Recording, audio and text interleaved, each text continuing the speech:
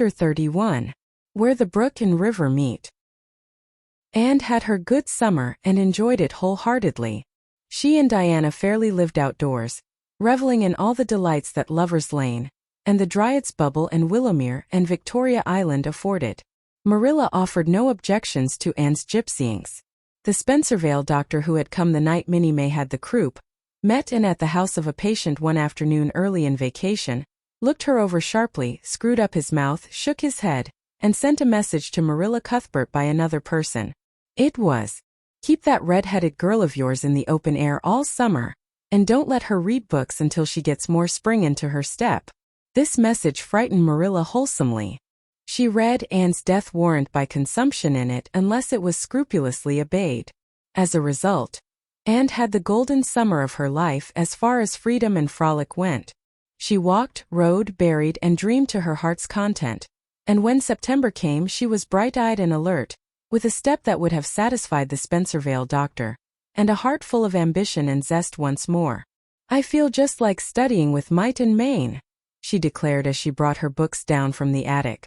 "Oh, you good old friends, I'm glad to see your honest faces once more. Yes, even you geometry. I've had a perfectly beautiful summer, Marilla, and now I'm rejoicing as a strong man to run a race, as Mr. Allen said last Sunday. Doesn't Mr. Allen preach magnificent sermons?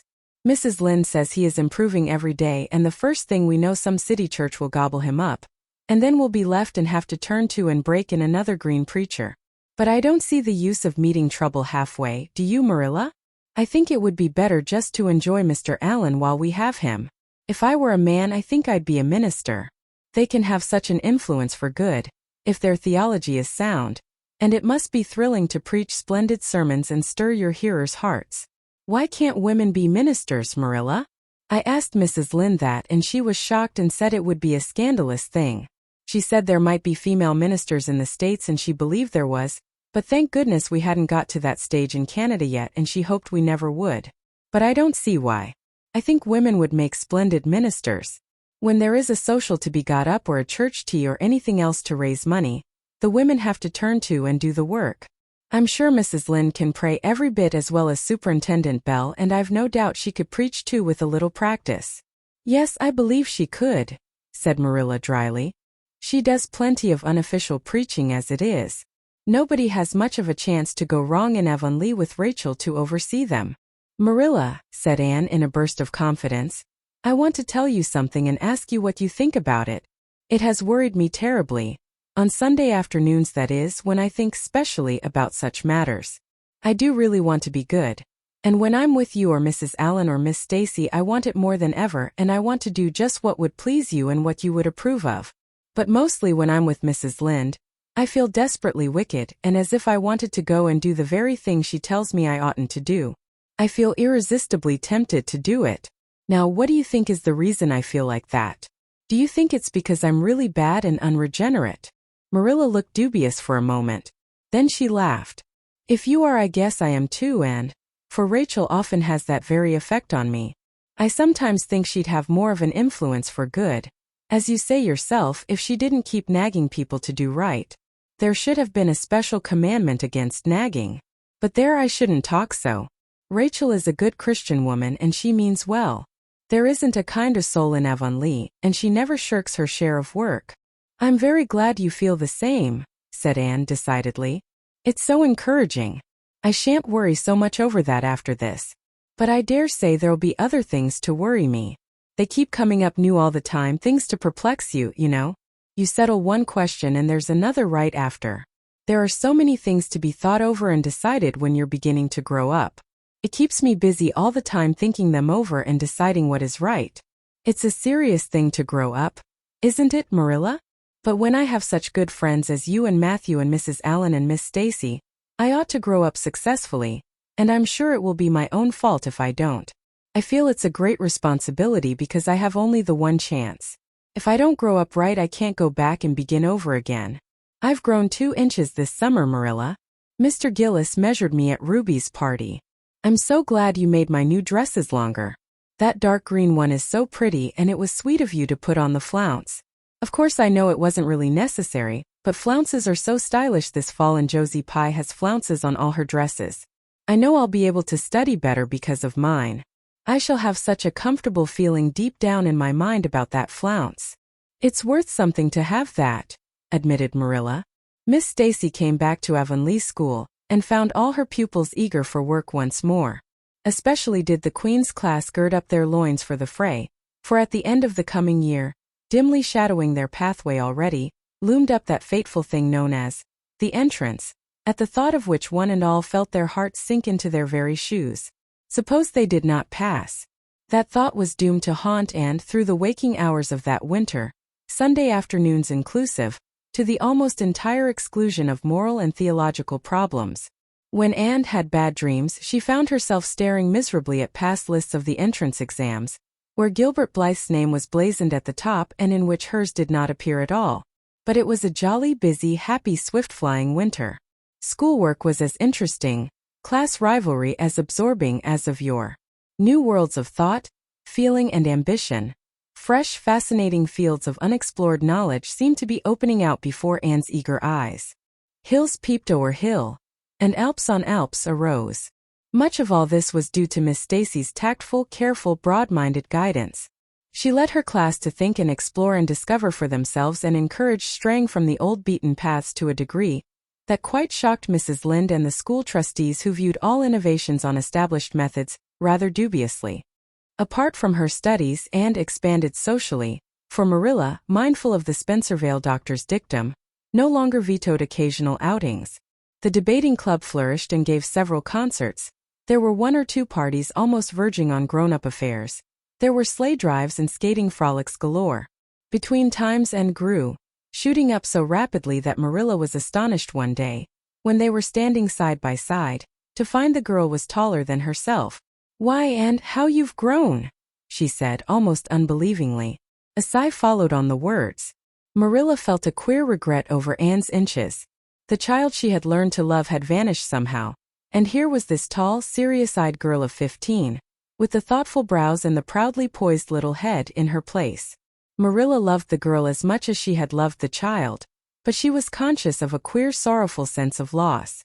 And that night, when Anne had gone to prayer meeting with Diana, Marilla sat alone in the wintry twilight and indulged in the weakness of a cry. Matthew, coming in with a lantern, caught her at it, and gazed at her in such consternation that Marilla had to laugh through her tears. "I was thinking about Anne," she explained. "She's got to be such a big girl, and she'll probably be away from us next winter. I'll miss her terrible." "She'll be able to come home often," comforted Matthew, to whom Anne was as yet and always would be the little eager girl he had brought home from Bright River on that June evening 4 years before. "The branch railroad will be built to Carmody by that time. It won't be the same thing as having her here all the time," sighed Marilla gloomily, determined to enjoy her luxury of grief uncomforted. But there, men can't understand these things. There were other changes in and, no less real than the physical change. For one thing, she became much quieter. Perhaps she thought all the more and dreamed as much as ever, but she certainly talked less. Marilla noticed and commented on this also. "You don't chatter half as much as you used to, Anne, nor use half as many big words. What has come over you?" Anne colored and laughed a little, as she dropped her book and looked dreamily out of the window, where big fat red buds were bursting out on the creeper in response to the lure of the spring sunshine. "I don't know, I don't want to talk as much," she said, denting her chin thoughtfully with her forefinger.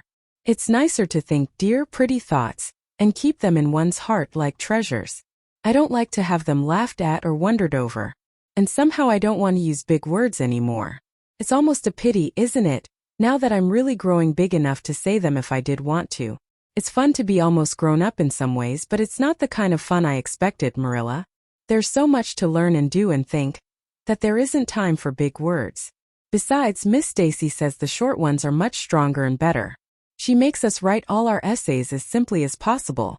It was hard at first. I was so used to crowding in all the fine big words I could think of, and I thought of any number of them. But I've got used to it now and I see it's so much better.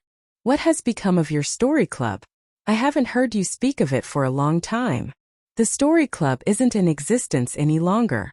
We hadn't time for it, and anyhow I think we had got tired of it. It was silly to be writing about love and murder and elopements and mysteries. Miss Stacy sometimes has us write a story for training in composition, but she won't let us write anything but what might happen in Avonlea in our own lives, and she criticizes it very sharply and makes us criticize our own too.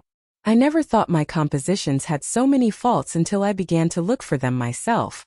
I felt so ashamed I wanted to give up altogether, but Miss Stacy said I could learn to write well if I only trained myself to be my own severest critic. And so I am trying to. You've only 2 more months before the entrance, said Marilla. Do you think you'll be able to get through? Anne shivered.